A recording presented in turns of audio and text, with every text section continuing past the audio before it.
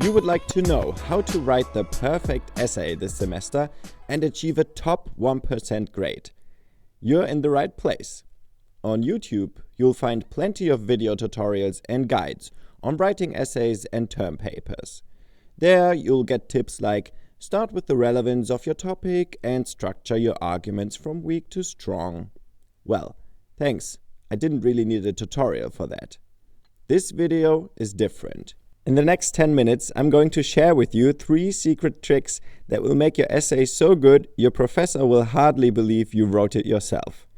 To achieve this, I'll skip the generic tips and instead give you solid text examples that I, as a university lecturer, would mark as outstanding. And now, without further ado, welcome to Shribe. Secret trick number 1. Position your essay in a controversial debate. Your essay or term paper is always good when it's interesting. It's even better if you can teach the person who is marking it something new or change their thinking.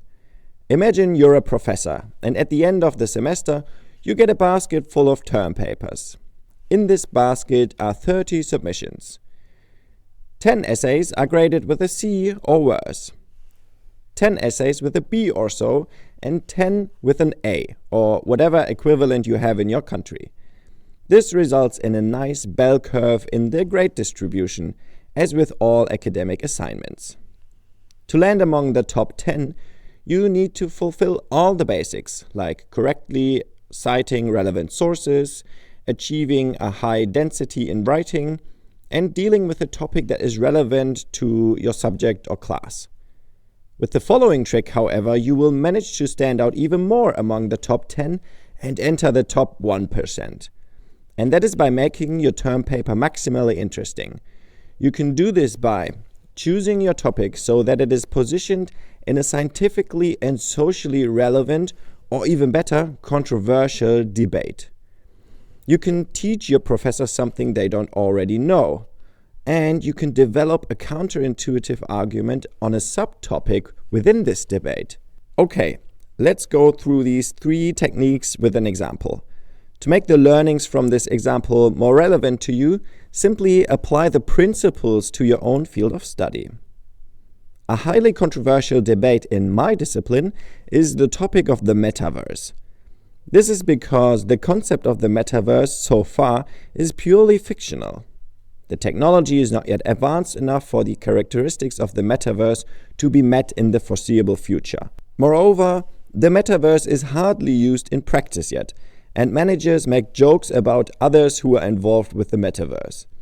On the other hand, there are voices in the industry that are very enthusiastic about the metaverse and would like to set the course for its development now.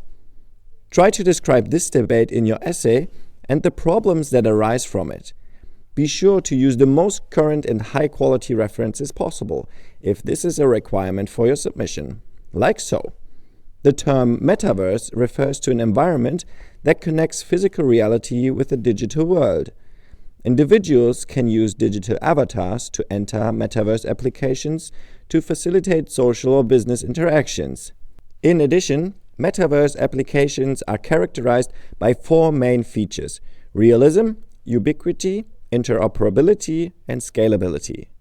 Due to an ongoing discrepancy between technological feasibility and the conceptual requirements of these features, the term metaverse is controversial. Dolata and Schwabe refer to this as a constantly evolving socio-technical phenomenon that still needs to be defined. In orange, you see the definition of the term. In pink, you can see its social relevance.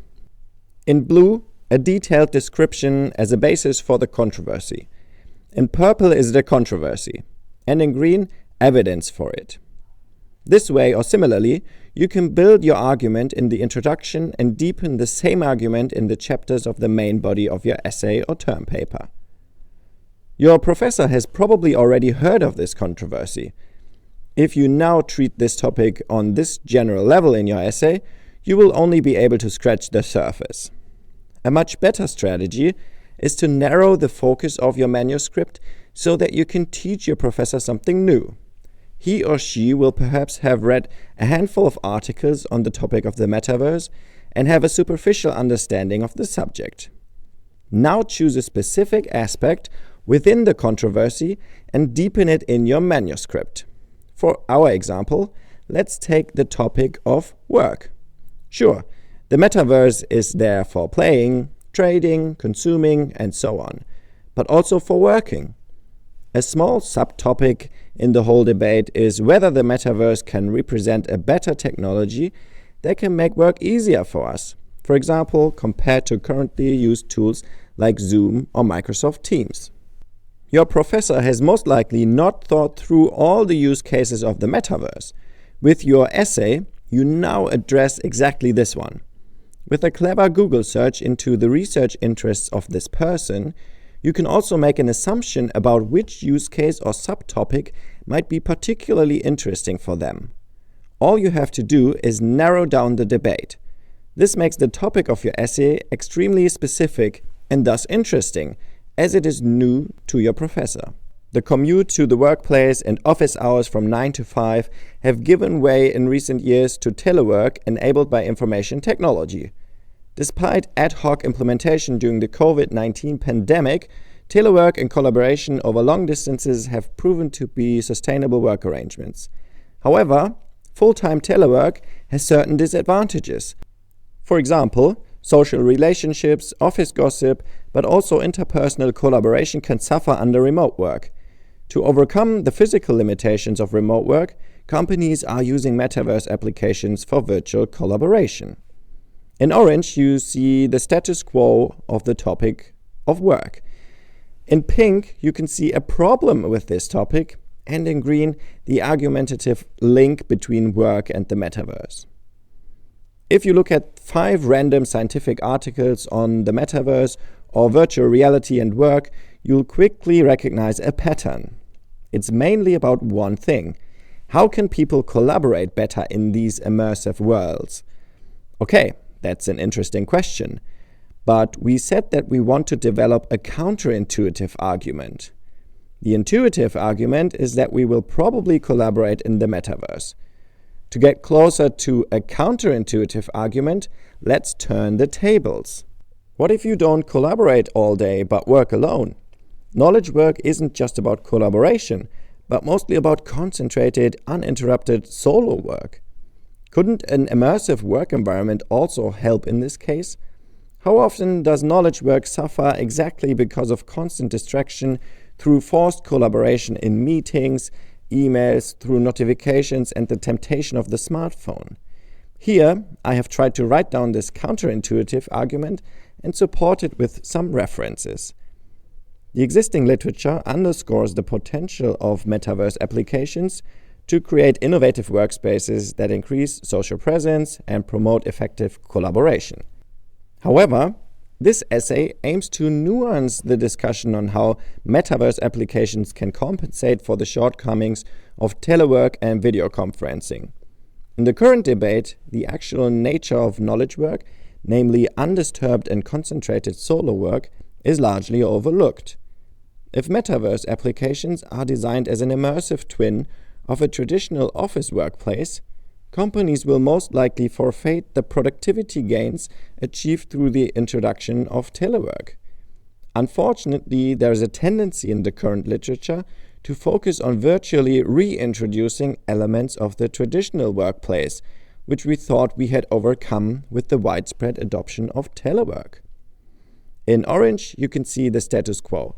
In pink, the counterintuitive argument. And in green, a problematization.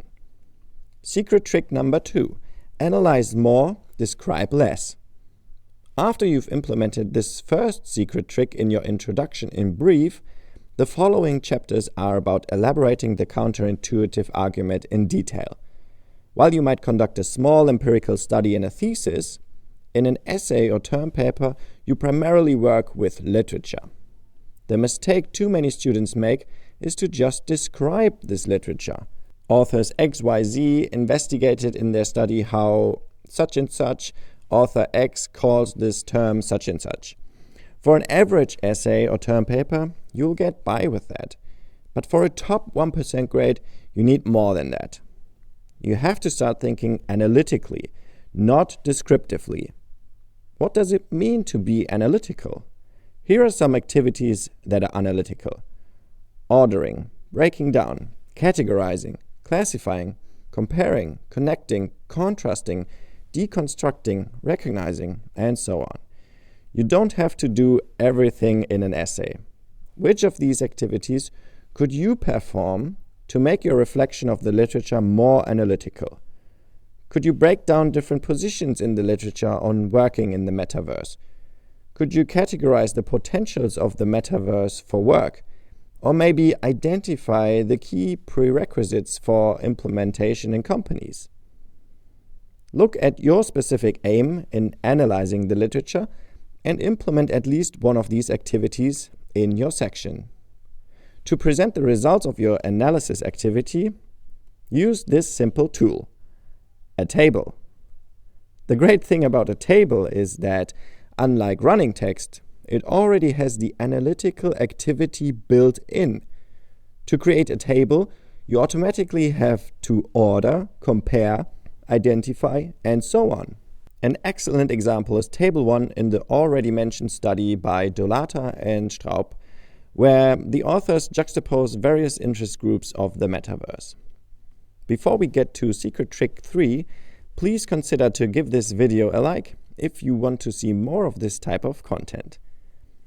Trick 3. Give yourself an editorial review times 10. I often wondered what the difference is between my abilities in academic writing now and those I had during my studies. As a student, you don't know what you don't know and simply haven't had much practice. That's also what still distinguishes me from a professor who has 20 years of experience. Nevertheless, I have noticed a few things that I do differently now than I did as a student. I was slow in writing and took my time with every sentence. This led me to sometimes only managing to put down a page or even less per day. Yet, I then left that supposedly perfect sentence as it was and didn't revise it further. That's no longer the case today.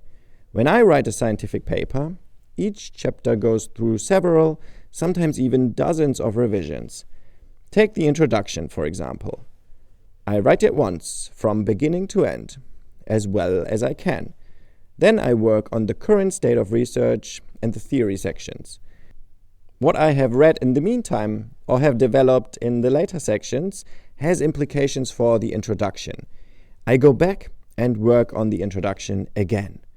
The same happens after I have finished my analysis, and so on.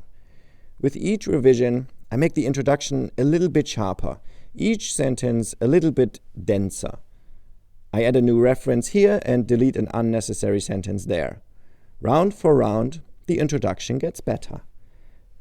It helps just to let the text rest for a weekend or so. When I sit down to it again, I have a new thought, and the old text doesn't seem as perfect as it did 3 days ago. In these revisions, you are your own editor. Of course, you can enhance this effect by getting feedback. A fresh and foreign pair of eyes brings you an additional perspective. The more feedback and input you can get for these revisions, the better. And if the feedback doesn't come from others, then from yourself. How often do you revise each part of your essay? Once? Then you found something where there's still plenty of room for improvement. Academic writing is revising, again and again.